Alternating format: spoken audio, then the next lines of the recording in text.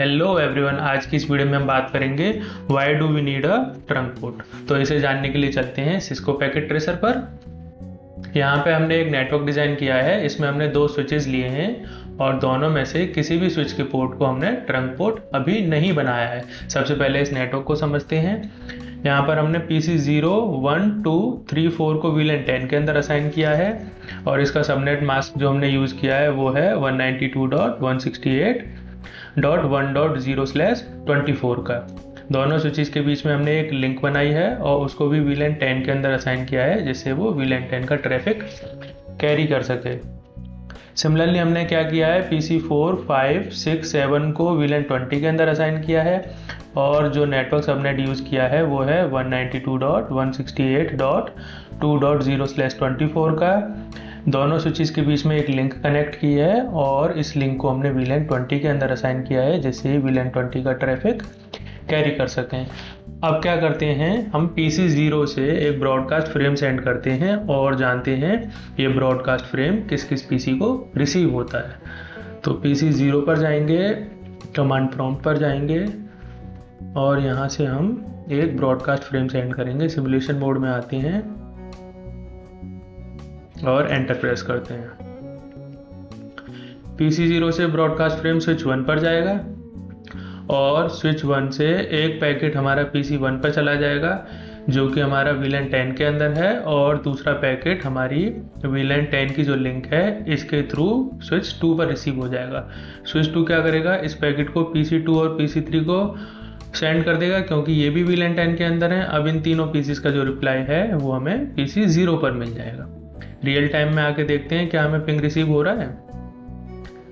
देखिए 1.2, 1.3 और 1.4 IP address से हमें पिंग मिल रहा है जो कि हमारे PC 1, 2, 3 के IP एड्रेस हैं। सेम टास्क एक बार हम PC 4 के साथ करके देखते हैं। कमांड प्रॉम्प्ट पर जाएंगे और ब्रॉडकास्ट फ्रेम सेंड करेंगे। सिमुलेशन मोड में आते हैं और एंटर प्रेस करते हैं। PC 4 से ब्रॉडकास्ट फ्रेम स्विच 1 पर गया। स्विच 1 ने एक फ्रेम को PC 5 को सेंड कर दिया और दूसरे को जो VLAN 20 के अंदर लिंक असाइन की है हमने उसके थ्रू स्विच 2 पर आ गया। स्विच 2 ने क्या किया, जो PCs VLAN 20 के अंदर थे PC 6 और PC 7 उन दोनों को फ्रेम सेंड कर दिया। अब जो तीनों PCs हैं यहाँ से जो रिप्लाई है वो PC 4 को रिसीव हो जाएगा। रियल टाइम में आके देखते हैं हमें पिंग रिसीव हुआ या नहीं। तो देखिए हमें 2.2, 2.3 और 2.4 IP एड्रेस से पिंग मिल रहा है जो कि हमारे PC 5, 6 और 7 के IP एड्रेस हैं। अब ये नेटवर्क तो बढ़िया चल रहा है पर अभी हमें ये नहीं पता पड़ा कि हमें ट्रंक पोर्ट क्यों चाहिए। इसका मतलब इस नेटवर्क के अंदर कुछ लिमिटेशंस रही होंगी, इस वजह से हमें ट्रंक पोर्ट की नीड पड़ी। तो जानते हैं इस नेटवर्क के अंदर क्या लिमिटेशंस हैं। सबसे पहली बात तो ये है, इस नेटवर्क को हम बड़े लेवल पर स्केल नहीं कर सकते। क्यों नहीं कर सकते, क्योंकि हर एक VLAN का हमें ट्रैफिक पास कराने के लिए एक सेपरेट लिंक ऐड करनी पड़ रही है दोनों स्विचेस के बीच में।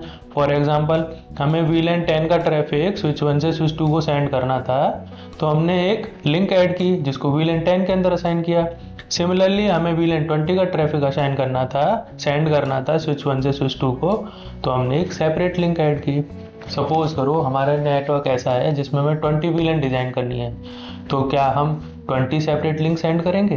20 सेपरेट लिंक कनेक्ट करेंगे दोनों स्विचेस के बीच में। तो इससे होगा क्या, एक तो हमारी 20 फिजिकल लिंक जो होंगी वो हमारी यूज़ होंगी, साथ के साथ स्विचेस के भी तो 20 पोर्ट यूज़ हो जाएंगे।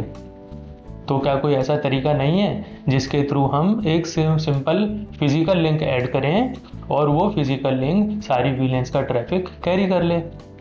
तो उसका आंसर है हाँ जी, ये पॉसिबल है through a concept of a trunk port और अ VLAN टैगिंग। चलिए इस कॉन्सेप्ट को हम एग्जांपल के थ्रू समझते हैं। हमारे पास यहाँ पर एक नेटवर्क डायग्राम है जिसमें हमने एक ट्रंक लिंक कनेक्ट की है दोनों स्विचेस के बीच में जो कि हमारी अलाउड VLANs का ट्रैफिक कैरी करेगी। अब यहाँ पर क्वेश्चन ये आता है कि स्विचेस को कैसे पता पड़ेगा कि कौन सा फ्रेम या पैकेट किस VLAN को रिलेटेड है या फिर किस VLAN का पार्ट है। तो चलिए इसको हम एक बार एग्जाम्पल के थ्रू समझते हैं। सपोज करो PC 0 से हम एक ब्रॉडकास्ट फ्रेम सेंड करते हैं तो ये स्विच 1 पर जाएगा। स्विच 1 क्या करेगा, एक पैकेट को तो सीधे सीधे PC1 को सेंड कर देगा क्योंकि ये स्विच 1 से डायरेक्टली कनेक्टेड है। दूसरा पैकेट जब ये स्विच 2 को सेंड करेगा तो क्या करेगा, जो हमारा ओरिजिनल पैकेट है ब्रॉडकास्ट फ्रेम का, उसके साथ एक VLAN हेडर ऐड कर देगा और इस VLAN हेडर के अंदर होती है हमारी VLAN ID। तब ये मॉडिफाइड फ्रेम स्विच 2 को रिसीव होगा तो स्विच 2 समझ जाएगा कि ये जो मॉडिफाइड फ्रेम आया है ये VLAN 10 का पार्ट है। स्विच 2 क्या करेगा, फिर इस VLAN हेडर को रिमूव करके इस ओरिजिनल पैकेट को जो असाइंड VLAN है VLAN 10 उनके PCs को ये फॉरवर्ड कर देगा।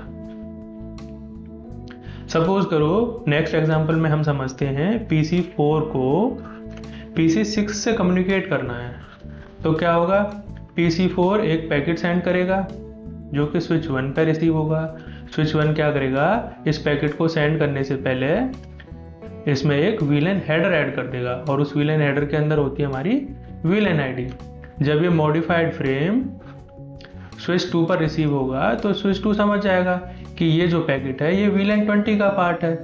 क्या करेगा, इस VLAN हेडर को रिमूव करके जो हमारा ओरिजिनल पैकेट है इसको ये PC6 को सेंड कर देगा।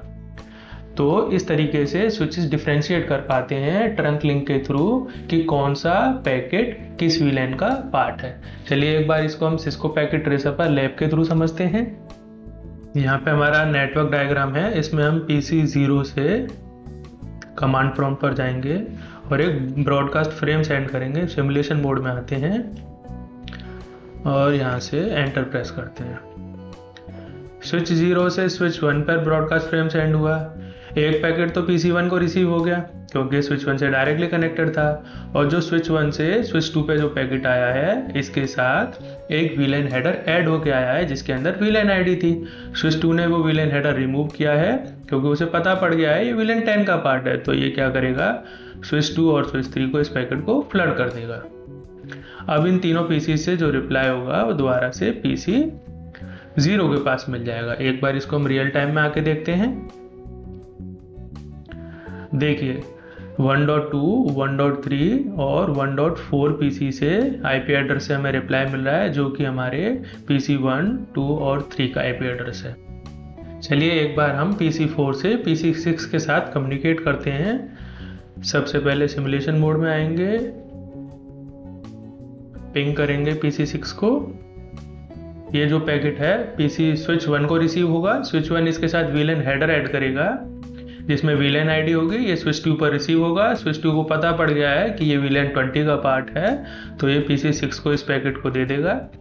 PC6 से दोबारा रिप्लाई जाएगा वापस स्विच 1 पर और स्विच 1 के थ्रू PC4 पर। चलिए एक बार हम देखते हैं 2.3 से हमें पिंग रिसीव हुआ है या नहीं।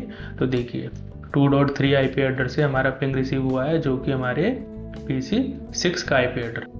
किस प्रोटोकॉल के थ्रू स्विचेस VLAN को टैग करते हैं इसको हम नेक्स्ट वीडियो में जानेंगे। अगर आपको वीडियो पसंद आई है तो वीडियो को लाइक करें, शेयर करें और हाँ चैनल पर नए हैं तो चैनल को ज़रूर से सब्सक्राइब करें। तब तक keep learning, keep smiling. Thank you.